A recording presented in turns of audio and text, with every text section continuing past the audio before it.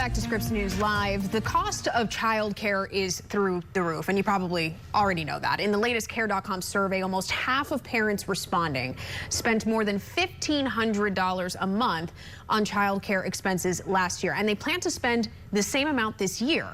So that's, when you do the math, $18,000 a year, and plenty of parents pay even more. So I'm sure if you are one of those parents who pay this, you're asking yourself why? Why is it so expensive? Well, Care.com's 2024 survey finds that inflation, of course, increasing rates at child care centers and individual care providers, they're raising their rates, or oftentimes they're simply closing their doors altogether, and that's what's keeping costs so incredibly high. Joining us now, Hipp. She's the National Director of Early Learning and Washington State for MomsRising.org. Welcome to Scripps News Live. Thanks so much for talking about this. It's a topic that is, it's hard to wrap your mind around these increased rates, right? Child care centers, it costs a lot to have a kid. We are looking at the average weekly child care costs for 2024, so for this year, and all have increased from last year, but daycare costs in particular, they're 13% higher compared to what they were last year. So what is it about daycare that's leading to this huge leap in costs? Well, first, thank you so much for having me on to talk about such a critical topic for so many families. And I think it's important to remember that childcare, like so many things, is a public good, like the clean water that we enjoy, public libraries, food safety. Those are all things that are important to us all. And childcare is no different, right? Whether or not you have children, we all benefit from it. And childcare is something that is not a typical market good, right? You have certain level of input that you need, right, to maintain quality. You need to have a certain number of adults for the number of children. And for infants and toddlers, you need more adults to those children to be able to provide safe, enriching environments. And at the same time, we do not have the level of federal investment in something that is so critical, not only to children and families, but to our overall economy.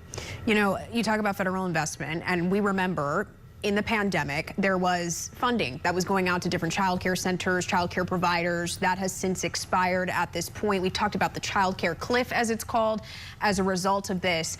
And one of the things that I wonder with this aspect is it always going to take a federal investment to be able to solve that problem? Is there something else in the short term, you know, that can be done? Because, of course, as we know, funding, you got to get congressional, you know, input and buy-in on that, and that hasn't happened just yet.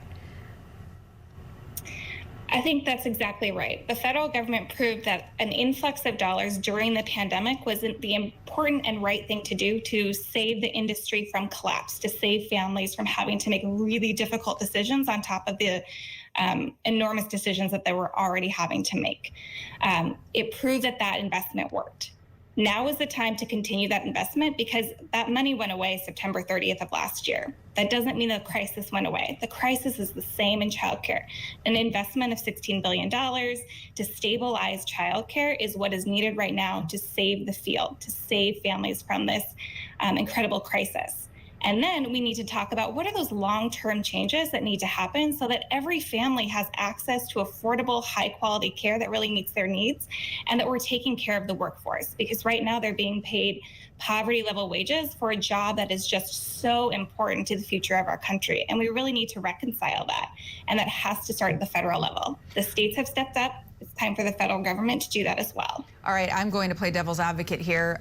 Say you're someone who doesn't have a child, and you're thinking to yourself, why should my tax dollars go to pay for someone else's decision to have a child? What's your response to that? I totally understand that.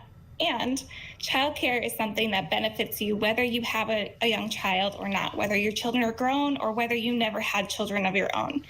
The point of childcare is that, one, it's investing, right, in the future of our country. It is hugely important to child development and ensuring kids get a solid foundation to experience success in school and life. The other reason it is important is because you work and live in a community, and having access to affordable childcare is both job creating and job enabling. So it is important for our overall economy for families to be able to thrive and survive and participate. And in order to do that, they need access to affordable childcare.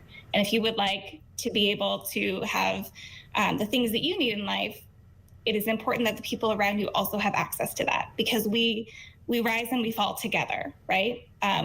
Just like with clean water, with access to libraries, those are all things that we benefit from, whether it is a direct connection or it is through this fabric of community in which we live. So let me ask you, because you mentioned about the folks who are running these childcare centers, and usually there's not many of them for how many kids are in there, and the fact that they get paid very little, really and truly. For the parent watching who's going, I'm spending $18,000 a year for childcare, and to be fair, that might be kind of different, coming from different places. It might be a daycare for a couple of days, it might be paying the babysitter for another. But for the daycares themselves, where is the money going if it's not to the employees?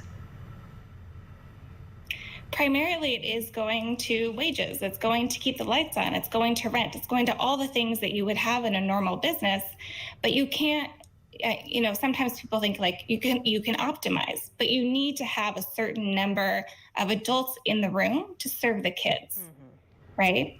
And so those are going to things that are all increasing in cost. The cost of food, the cost of rent or housing, the building, the facility itself, the cost of the utilities, the cost of the supplies to be able to provide that enriching environment, the cost to pay your employees, and the cost to ensure that they have the types of professional development and enrichment so that they can come to work with all the tools that they need. All of those things cost money. And the real problem here, the real culprit, is that we have a lack of public investment in this giant stake that we have in children and our future. If we had that level of federal investment in the ways that we do in public education and public libraries and other forms of public good, then we would be able to alleviate the cost on families and be able to invest in the wages and the well-being of the workforce. Well, it certainly affects, as you mentioned, we've seen it, so many families across the country. National Director of Early Learning in Washington State for MomsRising.org. Lauren Hipp, thank you so much for joining us and sharing your insight. Appreciate it. Thank you so much.